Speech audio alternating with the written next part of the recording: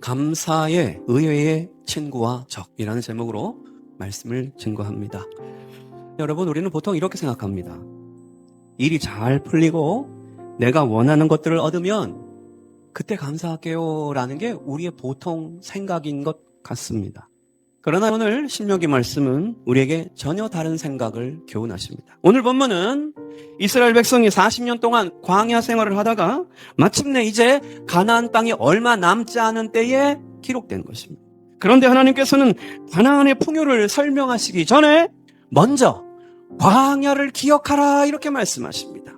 그것은 광야에서 꼭 배워야 될 것이 있었기 때문에 그렇습니다. 광야에서 하나님이 무엇을 가르쳐주고 싶었습니까? 하나님께만 예배하고 하나님만 신뢰하고 하나님 말씀만 따르는 삶을 가르쳐주셨습니다. 또한 하나님이 광야길에서 40년 동안 은혜를 베풀었습니다.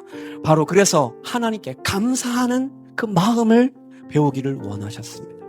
오늘 말씀을 통해서 감사의 의외의 친구 결핍, 감사의 의외의 적 풍요, 이 부분을 좀 살펴보도록 하겠습니다. 첫 번째, 감사의 의외의 친구 결핍입니다.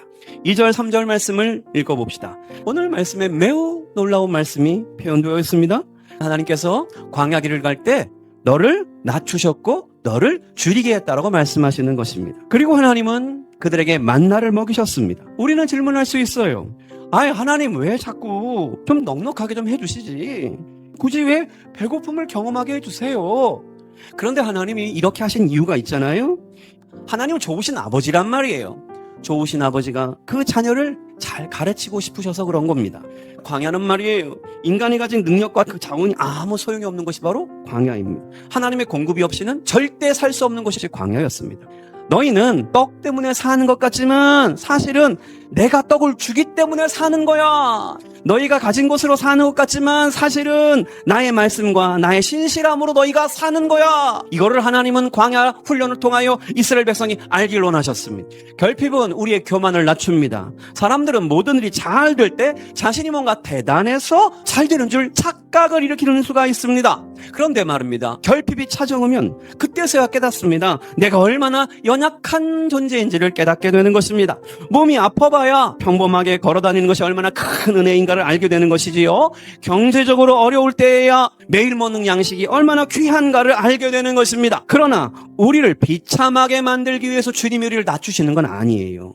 결핍을 주시는 이유는 하나님 없이는 나는 살 수 없어요를 알게 하시려고 하나님이 결핍을 준다는 뜻입니다.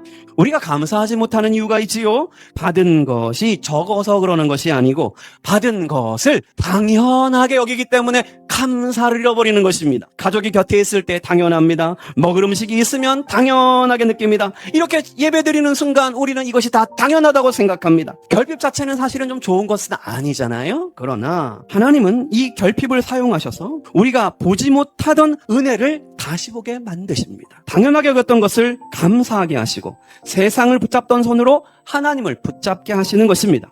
결핍은 우리를 낮추지만 하나님을 높이게 합니다. 결핍은 우리의 손을 보게 하지만 하나님의 채우시는 손을 또한 보게 하는 것입니다. 결핍은 우리의 능력이 없음을 보게 하지만 또한 하나님의 신실하심을 경험케 하는 기회가 됩니다. 두 번째, 감사의 의외의 적이 있습니다. 풍요입니다. 7절 말씀을 보시면 하나님은 이제 곧 들어갈 가나안에 대해서 설명합니다. 가나안은 광야랑은 완전히 다른 땅이었어요. 시내가 흐르고 샘이 흐르는 땅이었어요. 가나안에서는 밀과 보리와 포도와 무화과와 석류와 감람나무와 꿀이 있었던 곳이에요. 광야에서는 하루하루 먹을 것을 걱정했지만 가나안에서는 아무 걱정이 없어요. 가나안의 풍요는 분명 하나님의 축복이었습니다. 그런데 하나님은 이상하게도 이 풍요를 말씀하실 때 반드시 경고와 함께 말씀한다는 것입니다. 10절 또 11절 말씀해 보면 그러니까 가나안에서는 두 가지 가능성이 있다는 거예요. 뭐냐면 하나님이 주신 것을 가지고 감사할 수 있는 땅이에요. 그러나 반면에 광야는 여호와를 잃어버릴 수 있는 땅이라는 거예요. 먹고 배부르는 하나님을 잃어버릴 수도 있는 땅. 처음에 하나님이 주신 축복이 있을 때는, 처음에 하나님께서 집을 마련하게 하실 때에는 그것 때문에 감사하며 간증하게 돼요. 그런데 시간이 지나면서 그 은혜가 익숙해져요. 익숙해지면 그것 가지고 매우 당연하게 여겨요. 그리고 오히려 조금만 부족해도 불평을 시작해요, 여러분. 그러므로 풍요가 감사의 적이 되는 이유는 받은 것이 많아서가 아니라 받은 것이 당연해지기 때문에 그러는 것입니다. 그래서 하나님께서는 12절 말씀에 이렇게 경고하십니다. 내 마음이 교만하여 내 하나님 여호와를 잊어버릴까 염려하라, 이렇게 말씀하신 것입니다. 여기서 풍요가 진행되면 이 과정이 있어요. 먼저 먹고 배부르잖아요. 아름다운 집을 짓고 살아요. 그리고 소와 양을 키우면서 번성하게 되고 그거 자꾸 팔아서 또 되니까 은금이 자꾸 일어나고, 그래서 풍요와 풍성함이 일어나는 것입니다. 그런데 그 마지막엔 뭐가 일어난다고요? 교만한 마음이 일어난다고 말씀하세요. 풍요가 소유의 증가로만 끝나는 것이 아니고 마음의 교만으로 이어져 버리는 것이에요. 그 선물을 주신 하나님을 잃어버리는 꼴이 되는 거예요. 광야에서는 하나님 없이는 살 수 없다고 고백했지만 풍요 속에서는 하나님 없이도 살 수 있겠는 걸 하고 착각하게 되는 것입니다. 그래서 10절 말씀에 이미 예언하시는 거예요.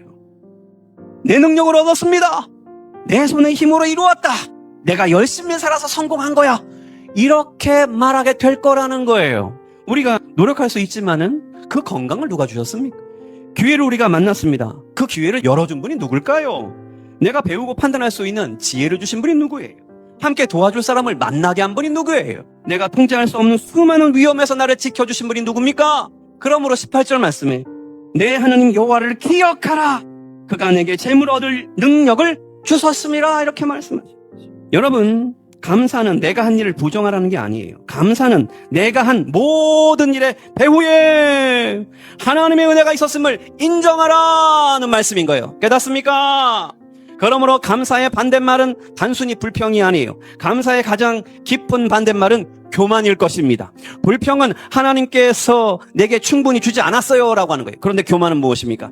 하나님 없이 내가 이루었습니다, 이거예요. 이 두 태도는 모두 하나님을 잃어버린 결과입니다. 하나님께서는 이스라엘 백성에게 아름다운 집을 짓지 말라고 하신 적은 없어요. 은금이 증식되는 것이 죄라고 하지도 않으셨습니다. 하나님은 우리가 풍요로운 걸 싫어하는 분이 아니에요. 우리가 잘 되는 거는 좋아하세요. 하나님께서 경고하신 것은 풍요 속에서 하나님을 잃어버리는 게 문제예요. 풍요를 나만을 위한 소유로 붙잡으면 교만이 되잖아요. 그런데 풍요를 하나님께서 맡기신 것으로 받아들이면 사명이 되는 것입니다. 하나님께서는 우리를 축복하실 수 있습니다. 그러나 축복받는 것보다 더 중요한 것이 있어요. 축복을 감당할 수 있는 사람이 되어야 되는 것입니다. 그러므로 신명기 8장은 감사의 핵심을 말하는데 그것은 바로 기억하는 것입니다. 감사하는 사람은 자신이 어디서 왔는지를 기억하고 광야에서 어떻게 보호받은지를 기억하는 거예요. 오늘의 능력이 누구에게서 왔는지를 기억합니다. 자신이 누리는 모든 것이 하나님의 은혜임을 기억하는 사람. 그러므로 우리는 이렇게 고백해야 돼요. 주님, 결핍 속에서도 주님을 기억하겠습니다. 주님, 풍요 속에서도 주님을 잊지 않겠습니다. 부족할 때 원망하지 않고 풍족할 때 교만하지 않겠습니다. 모든 것이 주님의 은혜였음을 기억하며 감사하겠습니다. 할렐루야. 이 놀라운 복을 받으신 여러분 되기를 축복합니다.